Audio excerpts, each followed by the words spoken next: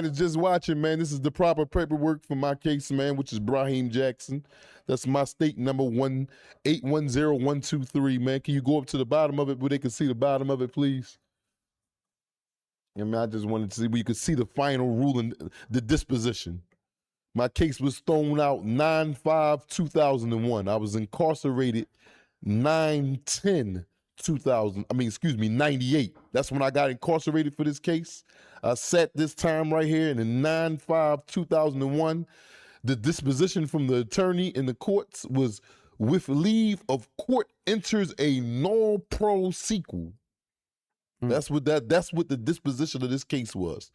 For Braheem Jackson and my lawyer, the same lawyer that y'all seen me had up here. Mind you, I did not tell you I knew that. We knew this man for a very long time, this lawyer, David B. Meshach. Shout out to Dave Meshach and Brian McGonigal and Fortunary Perry and all them down there at that beautiful attorney office that they have, man, fighting for some of the men, man, that didn't commit these crimes that they're being charged for.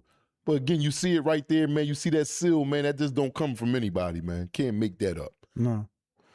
Not at all. You can't. So now, just to speak about that, then you're sitting there in front of the judge, and I asked a few of these young guys, they're feeling to seeing someone that they're close to come out and tell, and a lot of them say, man, it's just like they can't describe the feeling, but also their friend can't look them in their face, can't get no eye contact, they just tell them. Mm-hmm. I could not imagine being in court and seeing like one of my, me. I'm up there on you. I'm up there like, man, his name Anthony and all this and that. Yeah. He know what he did. You sitting there. It's no fighting chance. I'm going to go ahead and tap my lawyer right there and then like, yo, ask the judge for a recess. Why? But ask the judge for a recess. How you getting out of that? How you got a person that knows you in and out like you know them in and out? Y'all done committed all y'all crimes, y'all first crimes and y'all last crimes together. How can you sit there in the face of that unless you're a glutton for punishment? Now, you have some people like that also, that's glutton for punishment, that just want to see it all the way through. Me, I'm a little smart, man. I'll be like, well, I ain't going to be able to get out of this one, man. Let me go ahead and get out the way while I'm still, ahead. So while you're going to trial, can you say, hold on, what's out? Before you say the trial start, right? Yeah. And it's like the first day. Yeah. Can you tell your lawyer, like, hold up, can we try to take that deal now before we get... You could definitely do that, but the DA going to be like, they're going to come at you with another deal. They ain't going to want that one no more. They're going to know that they got you by the draws. Especially if they offer you a 5 to 10.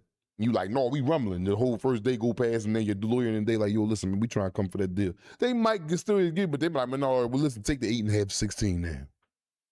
Now you in that mode like, now you done finessed your way out of 3 years off your sentence. You know what I'm saying? Then you got to do this 8. You know what I'm saying? So that's how that is. That's how that ends on. You know what I mean? And then your friend you grew up with.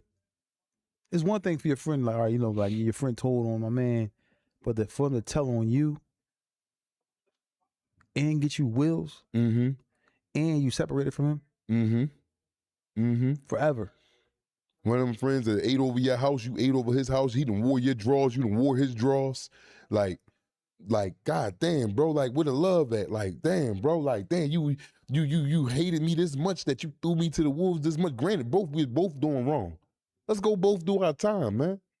Let's go both do our time. We both did wrong. I could see if you had nothing to do with this. And I'm trying to drag you into my BS. And even then, that'll be still crazy, but I can see it. But if we both out there and we both putting our left foot into this trash, man, we got to go to jail together if we get caught, man. Some dudes, they just, once they get in there. A lot of dudes. Yeah, once they get in there and they see the conditions of prison and that I want to be here for the rest of my life around a bunch of men. And they understand that life is real as far as life in prison is actually real.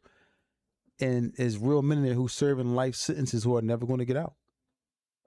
What's name just asked a question. I'm just answering questions periodically because we didn't even have, we got plenty of topics, but today the topic was to get up here. I asked you people for 9 to 10, I asked the family for 9 to 10 days and I brought it to y'all.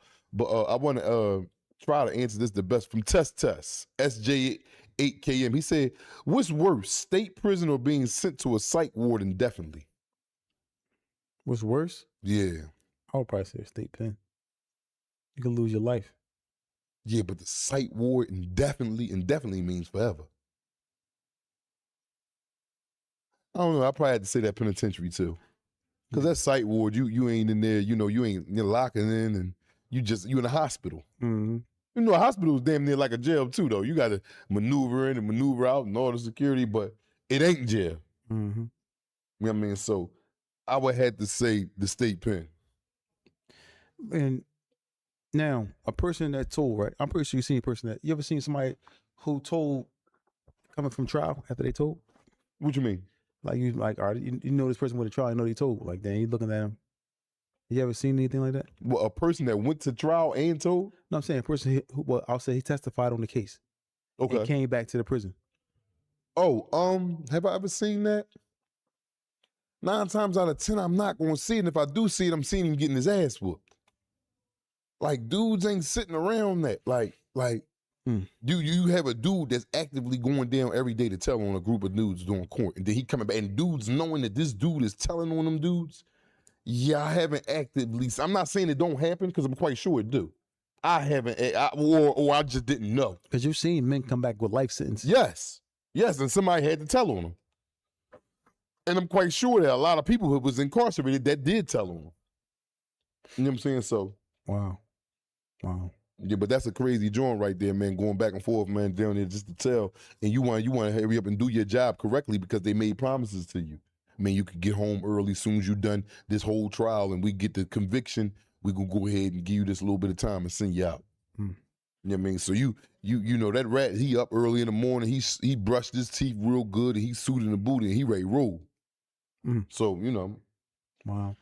That's just an unfortunate situation, man. You know, because sometimes I've been in situations where as though I feel like I could have made a better decision, and it wasn't to the actual standpoint as far as where my life was on a line, but it was a situation I'm like, that. Why did I do this? And I may have been in prison or may have been in a holding cell. I'm like, I could have just avoided this. And a lot of times people are in jail because of their pride. Your pride getting away, man. You're gonna go crazy. And then ultimately, you find yourself sitting there with your your best friend on the stand pointing at you. They like, yeah. Do you see the defendant in the room? You're like, yeah, it's right there. Yeah. That's a bad feeling, man. It's gonna make you go back and rethink everything you ever did in your life, man. It's going that right there. That's the true eye opener. With your friend or sibling or mother or father sitting on that stand telling. What's worse?